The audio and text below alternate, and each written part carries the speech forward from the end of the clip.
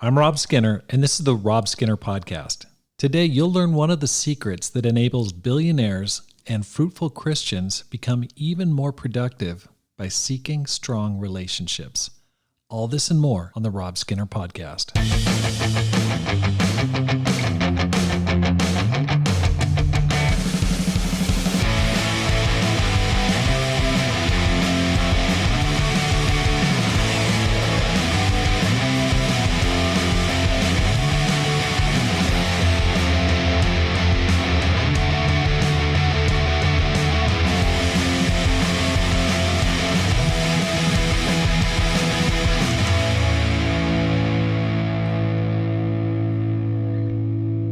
Welcome back to the Rob Skinner Podcast. My goal is to inspire you to live a no-regrets life, make this life count, and multiply disciples, leaders, and churches.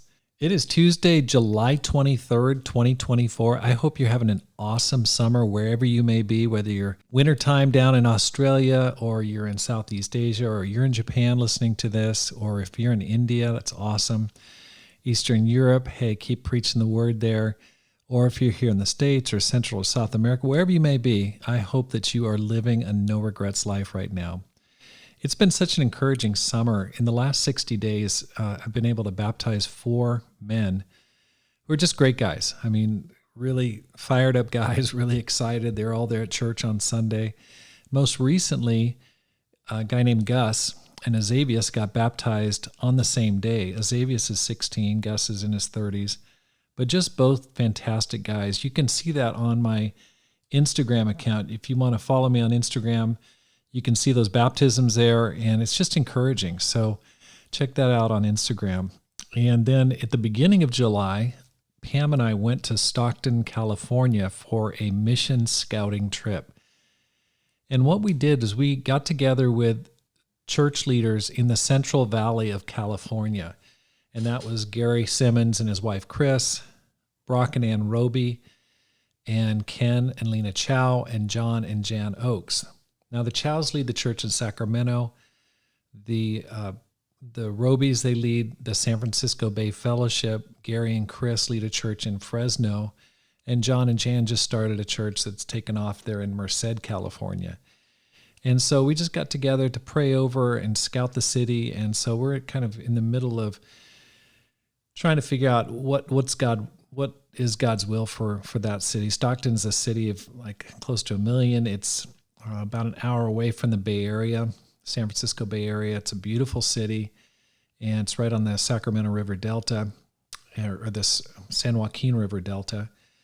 And we're just trying to figure out, okay, is this God's will? So for my listeners out there, if you are from Stockton or know of someone who is, or you might be interested in planting a church, email me at rob@robskinner.com. We are in the kind of exploratory mode right now, figuring out, is this a great planting? I mean, that's what we want to do, is multiply churches, but we're trying to figure out, is this our next spot? But one of the things we're looking for a leader, someone who wants to lead it, and team members, people that want to go there. So maybe you've got family there and you've got a real heart to reach that area. Man, text me or email me, rob@robskinner.com. You can find out more about it. Coming back, I had a great 4th of July weekend with my family there in the Bay Area, and I got COVID. Boom, came back, was sick, and it definitely floored me there for about a week, knocked me out. And anyway, I'm doing better now, but it just like, when's COVID going to totally go away? It does not seem to want to go away. It just keeps coming back. It's like a bad sequel to a horror movie. The guy just can't be killed. He keeps coming back for more and more sequels. Anyway, thanks for listening to the Rob Skinner Podcast. And if you feel like you're benefiting from this program, I'd like to ask you to support it with a gift. Recently, Bruce and Rachel Erickson sent me a really nice gift, and very, very generous. And that support enables me to multiply disciples, leaders, and churches, and inspire others to do the same through this podcast. For example, I was able to use money that people sent to me to support the program to pay for that trip to Stockton. My church can't really afford a trip like that. It's not directly under the mission of the Tucson church, but I was able to afford to go because of support from people like you. And so really appreciate your generosity. All you need to do is go to the show notes and there's a link to support the program. So thank you so much for your support. It helps me to multiply disciples, leaders, and churches. I've been going through a series on multiplying disciples, becoming a multiplying disciple. And way back when I talked about how, I want to be a person that takes whatever Jesus gives me and multiplies it 10 times, like that guy in the Bible that took his mina and he came back with 10 more and he presented it to the king who gave it to him. That's how I want to be when I get to heaven. I want to take the gifts and the blessings that God has poured into my life, and I want to bring it back 10 times to Jesus. I want, when I appear before his throne, like it says in 2 Corinthians 10, I want him to say, "Well done, good and faithful servant. You've multiplied what I gave you." And so today I want to talk about how multiplying disciples seek strong relationships. Nearly every day, I go through what I call my power pack. This is a collection of scriptures and quotes that fire me up, encourage me, and challenge me to grow, to get closer to God and have greater faith. All they are is 3x5 cards. They're not very expensive, but I've had them since I lived in Japan. I've had them a long, long time, and I just keep adding to them over the years.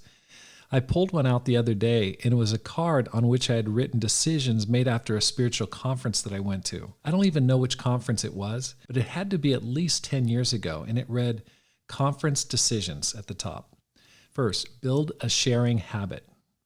Build relationships with strong leaders. Build the church on small groups.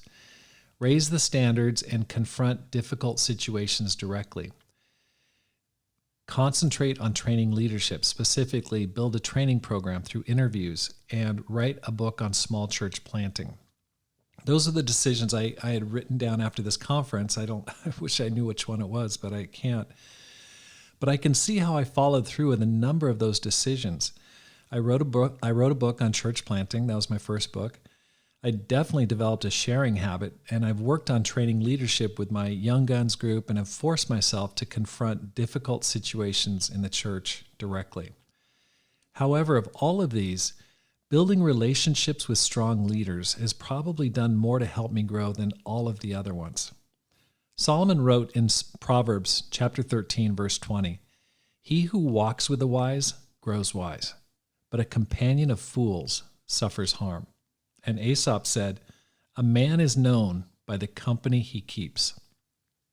Jim Rohn, who's a famous self-development expert, said, "You're the average of the 5 people you spend the most time with." All of these maxims point to the same conclusion. You maximize or diminish your life based on the quality of your friends. I can quickly point to those men who've made a powerful difference in my life through their friendship, their example, their advice. People like Dick G., who is really one of my very first discipling partners. He discipled me early on. Doug Beatty, Ed Townsend, Preston Shepard, Frank Kim, Bruce Williams. Their influence on my life transformed me from a worldly kid into a spiritual man. All of them shared their life and their friendship with me. They mentored me and made time to walk with me, teach me and correct me at times. They were patient when I struggled and weren't afraid to call me higher when I was coasting. My nature is to remain isolated and to try to tackle things on my own. I've had to deliberately choose to allow people into my life so that I can air out my sin and weakness in an environment that fostered growth. It's way too easy for me to tell myself that I have to do it all by myself and should be able to do it without outside support. Nothing could be farther from the truth. I'm reminded again of Solomon's words in Ecclesiastes chapter 4, verse 5 through 6. 2 are better than 1, because they have a good return for their labor. If either of them falls down, one can help the other up. But pity anyone who falls and has no one to help them up. My pride and fear would often keep me from seeking friendships with men who were as strong or stronger than me in the areas I was looking to grow in. I had to realize that 2 are better than 1. I need someone in my life who can pick me up when I fall down. My marriage is certainly one of those relationships, but that alone is not enough. I need a number of trusted friends who can help me to be a multiplying disciple and have a good return for my labor. recently this summer, I've been watching a series on TV called Undercover Billionaire. And the story goes, they drop 3 well-known multimillionaires. I'm not sure that they're billionaires, but they've got a lot of money. And they drop these multimillionaires into a city that they're not familiar with. And they give each contestant $100 cash, an old truck, a new name and identity, and a cell phone with no contacts in it. The challenge for each contestant is to take their $100 cash and multiply it into a $1 million business in 90 days.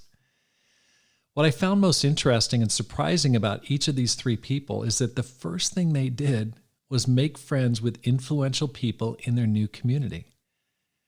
They build their business by building relationships with strong characters in their area.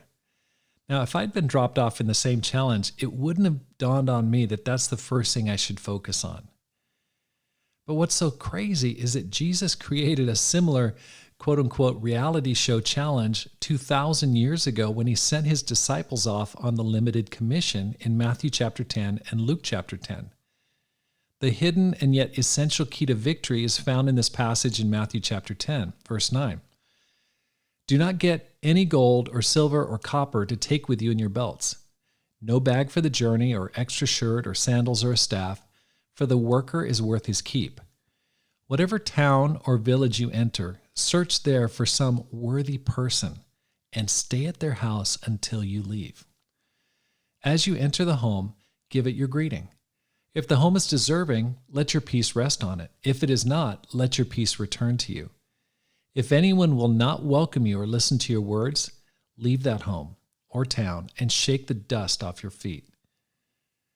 In Luke chapter 10, Jesus echoes this direction by saying, find a man of peace. They were told to find a worthy person, a quality friend, and concentrate on building a relationship with them. Why? Because they'd be able to reach far more people through that worthy person's network of relationships. Good things happen when we build relationships with strong leaders. Now take a look at your friendships around you. Step 1 is to determine if you have some good friendships. Don't be like that man all alone with no one to help him up. If that describes you, it's time to start looking around for at least one good friend. Now, if you're a spiritual leader, if you're a church leader, I want to talk to you specifically because you can get super isolated and feel like no one really understands my situation. You need friends. Secondly, start building the number of spiritual quality relationships. Ideally, you want 5 or more friends that you can turn to when tough times hit. You need people who can offer you advice, encourage you, and keep you on track. Satan loves it when he can isolate someone and take them out like a lion takes out a wounded or young animal. One reason I started this podcast, the Rob Skinner podcast, was to build more relationships with strong leaders. By calling to interview my spiritual heroes, I've been able to build relationships with people I respect and honor. I've learned from them and have grown from the relationship. The number of my friendships has grown exponentially, especially during a time of isolation caused by the COVID pandemic. In the springtime, I had dinner with Brock and Ann Roby, who lead a church in the San Francisco Bay Area. And I asked them if they'd be willing to have a discipling relationship with us, and they jumped at it. And so we talk every couple of weeks, encouraging each other and doing our best to call the best out of each other. Just talked to him this last week, and it was really great. I just shared with him what's going on in my life and in my ministry and the challenges I'm facing. I confess my sin. He talked about what's going on in his life, but it just feels good. It feels like, okay, I've got someone whom I respect, and I've interviewed Brock in the past and Ann about their church planting experience in Hawaii. But I go, it's so valuable to have someone like that in your life. So let me leave you with some practical steps. Number 1, repent of the pride and reject the fear that keeps you from building good friendships. Number 2, stop listening to and making excuses for why you can't be surrounded by good friends. The only thing stopping you is you and your empty rationalizations. Number 3, realize you deserve good friends and you have a lot to offer others. Number 4, what can you do to build your circle of friendships? How can you find a worthy person? Find a meetup, join a club, have someone over, start a podcast, contribute articles to an organization you enjoy. Get involved and find your worthy person. It's so crazy how you can find those people. They're out there. We were looking to buy a car last year, and we ran into an amazing, amazing couple who sold us the car, and they've become friends, and we're reaching out to them. It's pretty awesome. It was great to go to Stockton to spend time with those other church leaders and build the friendships there and make the time. Was that on the master church schedule? No, we just put it together to encourage each other and to foster friendships. That's probably the greatest benefit that comes from getting together. Number 5, make a call this week and set up a time to have fun and start building a friendship. Text, call, email, but whatever you do, don't let another week go by without asking for help. Thanks for listening. Here's how you can help support the program. First, let your friends know about the podcast. Text them a link. Secondly, read and review one of my books, either How to Plant and Grow a Church or Courage, How to Make This Life Count. You can find them on Amazon.com. If you've read one of those books, can I ask you a favor? Can you go back to Amazon and write a review? It really, really helps. And I would really appreciate it, because that's how people can find the book, is if there's good reviews about the book. And right now I think I've got a little less than 30 reviews on the book, but man, if I could just get a few more, it makes such a huge difference. So if you've read one of those books, please take some time to go to Amazon and review one of those books. Finally, support the program with a gift today. The link is in the show notes. Because my goal is to inspire you to make this life count, live a no-regrets life, and multiply disciples, leaders, and churches. Have a great day, and make this life count.